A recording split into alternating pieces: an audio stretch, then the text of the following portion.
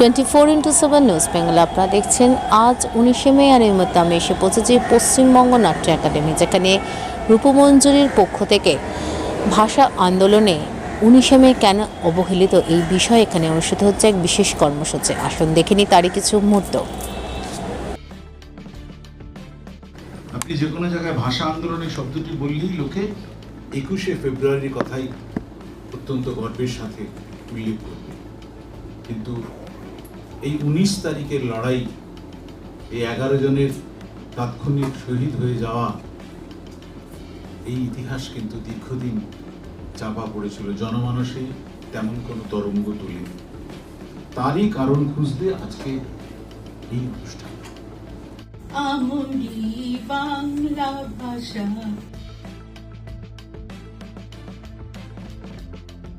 ভাষা আন্দোলনে শহীদদের শ্রদ্ধা নিবেদনে আন্তর্জাতিক ভাষা দিবস হিসেবে 21শে ফেব্রুয়ারি দিনটি পালিত হলেও 19শে মে এর অবদান ছিল ভাষা সংগ্রামে। ভাষা আন্দোলনে 19শে মে দিনটি কতটা তাৎপর্যপূর্ণ তা তুলে ধরতে রূপমঞ্জুরির নিবেদনে ও তার কর্ণধার ডক্টর চন্দ্রমণি মুখোপাধ্যায়ের আয়োজনে ও ব্যবস্থাপনায় পশ্চিমবঙ্গ নাট্য একাডেমির তৃপ্তি মিত্র সভাঘরে অনুষ্ঠিত হল 19শে মে কেন অবহেলিত এই বিষয়ে আলোচনা, নাট্যাংশ, পাঠ ও শ্রুতিনাটক, যেখানে বহু বিশিষ্ট কবি, লেখিকা, সাহিত্যিক, শিল্পীরা অংশগ্রহণ করেন। উক্ত অনুষ্ঠানে অংশগ্রহণ করেন কবি সৌমিত বসু, কবিতা ক্যাম্পাসের সম্পাদক কবি অলোক বিশ্বাস, কবি কেশব রঞ্জন দে, নৃপেন চক্রবর্তী, শান্তনু ভট্টাচার্য, রিডিনাথ সহ অন্যান্যরা।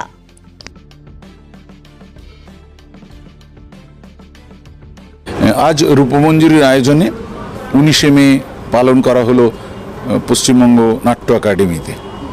তো আমরা সবসময় মনে করি যে ভাষা আন্দোলনের ক্ষেত্রে 21শে ফেব্রুয়ারি যতখানি দিগন্ত বিস্তৃত হয়েছে, যতখানি মানুষের কাছে স্থান পেয়েছে, শ্রদ্ধা পেয়েছে, 19শে মে ঠিক ততটা আজও পর্যন্ত ছুঁতে পারল না মানুষকে।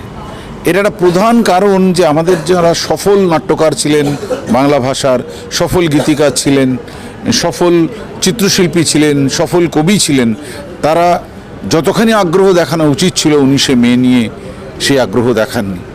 তো এটা আমাদের কাছে একটা খুব লজ্জার। আমরা প্রতিনিয়ত এই পাপস্খলন করার চেষ্টা করি। সেজন্যই আজকের এই অনুষ্ঠান 19শে মে সম্পর্কে সাধারণ মানুষদের বোঝানো যে 19শে মে এই রক্তক্ষয়ী সংগ্রাম হয়েছে শুধুমাত্র বাংলা ভাষার জন্যে, যে ভাষা আমাদের উত্তরাধিকার। এটা বলবো প্রথম যে 19শে মের কনসেপ্টটা আমি যখন প্রথম আরম্ভ করি, গত বছর থেকে আরম্ভ হয়, তো 21শে ফেব্রুয়ারিতে হতো ঠিকই, তো 19শে মের কনসেপ্টটা আরম্ভ করার আগে আমি একটি হাওড়ার প্রত্যন্ত গ্রামে গিয়েছিলাম। তখন 19শে মে ছিল না, তার বেশ অনেক আগে। সেখানে জোনা 15 কবি সেখানে একটি গাছতলায় বসে 19শে মে সম্বন্ধে আলোচনা করছিলেন এবং আমিও সেখানে ছিলাম।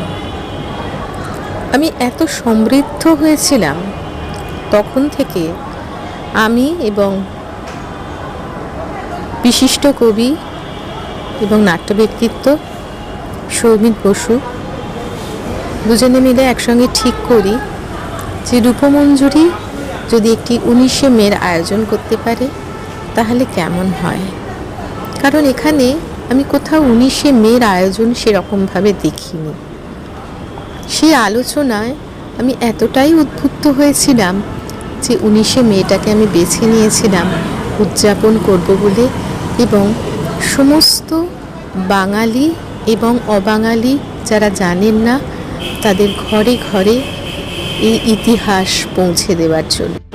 আজকের অনুষ্ঠানটিতে এই যে 19শে মে সংক্রান্ত যে সমস্ত নাটকের কিছু অংশ পড়া হলো বা যে আলোচনা হলো, সেগুলো আশা করছি আগামী দিনগুলোতে এইগুলো নিয়ে আরও অনেক পূর্ণাঙ্গ, আরও অনেক গুরুত্বপূর্ণ কাজ হবে। তো আজকে এই যে অনুষ্ঠানটা, এই অনুষ্ঠানটি অনেকটাই আমাদের কাছে গুরুত্বপূর্ণ হয়ে উঠেছে। তার কারণ এখান থেকে আমরা অনেকগুলো নতুন করে চিন্তাভাবনার, এবং আমি টোটাল আলোচনা শুনতে শুনতে মনে হচ্ছিল আমি নিজে আজ 40-45 বছর কবিতার মধ্যে রয়েছি, আমার অনেক বইপত্র আছে, কিন্তু আমার আজকে অনুষ্ঠান শুনতে শুনতে মনে হলো যে এই 19শে মে এই ভাষা আন্দোলনকে নিয়ে একটা পূর্ণাঙ্গ নাটক লেখা যায়। আজকে যে 19শে মে শিলচর যে ভাষা আন্দোলন, সেখান থেকে যে প্রথম শহীদ, আমাদের মহিলা শহীদ, এটা আমরা প্রচারের আলোয় আনার চেষ্টা করছি।